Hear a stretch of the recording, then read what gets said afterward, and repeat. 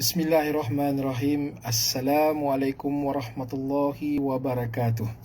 Bertemu kita kembali di dalam siri video yang saya rakamkan untuk berkongsi sebuah sedikit pengetahuan dan pengalaman tentang perkara-perkara yang berkaitan dengan harta dan pusaka. Ya, Alhamdulillah, dengan izin Allah dan juga dengan berkat doa kawan-kawan semua, saya sudah pun discharge daripada hospital dan sekarang berehat di rumah. Ya, Alhamdulillah, speedy recovery. Doktor suruh berehat sehari 2 di rumah. Saya ambil nasihat doktor, saya berehat sehari di rumah.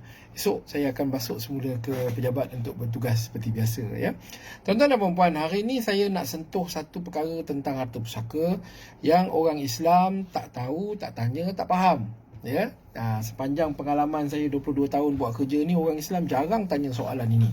Apa soalannya? Soalannya ialah, sekiranya saya melantik pihak profesional untuk menguruskan harta pusaka, maka berapakah fee pengurusan pusaka yang akan dikenakan? Charge. Berapa charge-nya? Ya. Yang ni ramai orang tak tanya. Ya. Sebenarnya mengikut peruntukan undang-undang Seksyen 43 Akta Probit dan Pentadbiran 1959 mengatakan bahawa sesiapa yang menjadi wasi atau pentadbir harta pusaka itu boleh mengenakan fee sehingga 5% daripada nilai harta pusaka, nilai kasar harta pusaka. Maknanya undang-undang membenarkan 5%. Tuan-tuan dan puan-puan datang kepada saya, boleh tak saya tolong uruskan harta pusaka ni sebagai pentadbir? Saya akan kata boleh. Saya boleh kenakan cas sehingga 5% daripada nilai harta pusaka, sebab itu peruntukan yang dibenarkan oleh undang-undang. Ya, tetapi tak semua syarikat dalam industri mengenakan, pihak profesional dalam industri mengenakan cas sehingga 5%. Ada yang kenakan cas 1%, ada yang kenakan cas 2%, tapi ada juga yang kenakan 5%. Ya.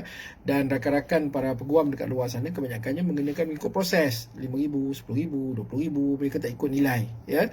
Jadi masa kita hidup ni, kita buat dokumen wasiat, kita lantik wasi.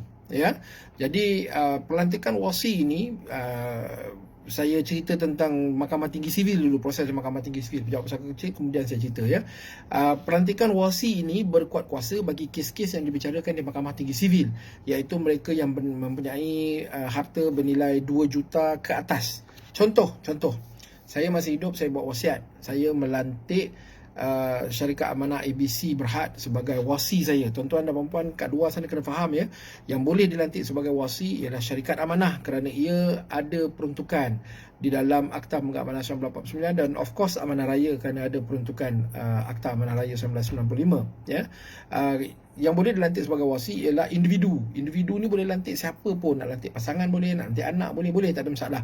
Yang boleh dilantik sebagai wasi ialah Majlis Agama Islam negeri-negeri yang mana ada enactment wasiat negeri-negeri, ya, Selangor, Negeri Sembilan, Melaka, Pahang, Kelantan, Sabah, ini negeri-negeri yang ada peruntukan dalam enactment wasiat Islam negeri. Jadi ini 3 pihak yang boleh dilantik sebagai wasi untuk menguruskan harta pusaka. Syarikat Sendirian Berhad tak boleh dilantik sebagai wasi, tuan-tuan. Mereka tidak mempunyai bidang kuasa. Ya, ini 3 pihak, ya, yang boleh dilantik sebagai wasi. Jadi tadi saya cerita pasal kes di Mahkamah Tinggi Sivil. Katalah saya meninggal dunia, harta pusaka saya 2 juta. 2 juta ni termasuklah rumah yang masih ada hutang, termasuklah kereta yang masih ada hutang. Penilaian harta pusaka ni dia tak kira net, dia kira gross. Maknanya kalau yang ada harta yang ada hutang pun dianggap sebagai nilai penuh. Ya, jadi 2 juta contoh harta saya bernilai 2 juta. Semasa hidup saya melantik wasi. Tadi saya sebut pelantikan wasi bagi kes di Mahkamah Tinggi Sivil, iaitu yang hartanya 2 juta ke atas. Pelantikan wasi itu berkuat kuasa. Saya lantik syarikat amanah sebagai wasi. Jadi ABC Berhad ni, syarikat amanah yang saya lantik ni, bila saya mati, dialah yang menguruskan harta pusaka saya. Wasi ni kerja dia susah, tuan-tuan. Bukan senang kerja dia, ya, banyak kerja dia. Tapi saya nak cerita dalam video ni terlalu banyak lah, ya. Jadi apa yang wasi buat ialah wasi akan mengumpulkan dokumen, memfailkan, membuat carian hartanah, memfailkan permohonan dekat Mahkamah Tinggi Sivil untuk mendapatkan probit, menerima harta pusaka dan kemudian mengagihkan harta pusaka kepada waris-waris yang berhak. Itu tugas wasi secara ringkasnya. Panjang lagi tapi saya buat ringkas. ringkas saja ya. Jadi untuk kerja-kerja yang dibuat oleh wasi ini, dia ada fee ya. Macam saya sebut tadi, walaupun undang-undang membenarkan 5, tapi ada pihak profesional yang mengenakan 1%, ada yang mengenakan 2%, ada yang mengenakan 5% pun ada, yang 5% tu pun ada ya. Jadi mereka mengenakan fee, dan fee ini dikenakan atas nilai harta pusaka. Masa saya buat wasiat tahun 2020, saya buat wasiat saya dengan ini melantik ABC Berhad sebagai wasi saya. Rumah saya bernilai 2 juta, harta saya keseluruhan bernilai 2 juta. Dalam tu termasuklah sebuah rumah yang bernilai 1 juta contoh ya. Jadi saya tak meninggal 2020, saya tak meninggal 2021, saya mungkin meninggal 20 tahun akan datang, 2040. Kata dah umur panjang kan. 2040 baru saya meninggal. Rumah saya yang tadinya bernilai 1 juta, ya 1 juta, kena guna jari ni kan jadi lain pula. Kena guna 1 juta, rumah saya yang bernilai 1 juta, 2020, 40 tahun, 20 tahun akan datang saya meninggal dunia. Rumah ni tidak lagi bernilai 1 juta. Rumah ini sudah pun bernilai mungkin 5 juta. Rumah saya yang dulu duduk di kawasan perumahan, tengah-tengah kawasan perumahan, mungkin tiba-tiba sudah berada berdekatan dengan MRT. Jadi nilai hartanah saya meningkat. Jadi kalau syarikat amanah ni mengenakan fee 2% daripada nilai harta pusaka, yang dikenakan fee 2% itu ialah daripada nilai rumah saya. Katakan rumah saya 5 juta, ya, asalnya 1 juta, sekarang dah jadi 5 juta. Maka dia akan kenakan 2% daripada 5 juta. 2% daripada 5 juta ni berapa tuan-tuan? Kalau kira duk fikir-fikir, 2% daripada 5 juta ni adalah RM100,000. Ya, jadi fee pengurusan pusaka yang akan dikenakan ialah sebanyak RM100,000 ya. Jadi dia ada beberapa option di situ. First option, bila saya mati, saya ada tinggalkan rumah, saya ada akaun bank. Jadi syarikat amanah yang menjadi wasi saya, dia boleh ambil RM100,000 ni daripada akaun bank saya, kalau ada RM100,000 lah ya. Kedua, situasi kedua, saya meninggal dunia, rumah saya je 5 juta. Saya tak ada akaun bank, tak ada duit tunai. Jadi bila syarikat amanah ni nak menguruskan harta pusaka ni, dia akan minta waris bayar kepada dia RM100,000 ya. Ketiga, saya ada meninggalkan hartanah rumah saja dan waris pun tak mampu bayar, maka dia ada beberapa option. Kalau waris tak mampu bayar, syarikat amanah ni akan melepaskan kuasa dia sebagai wasi. Dia akan minta waris, okeylah korang buatlah sendiri sebab korang pun tak mampu bayar, servis aku ya.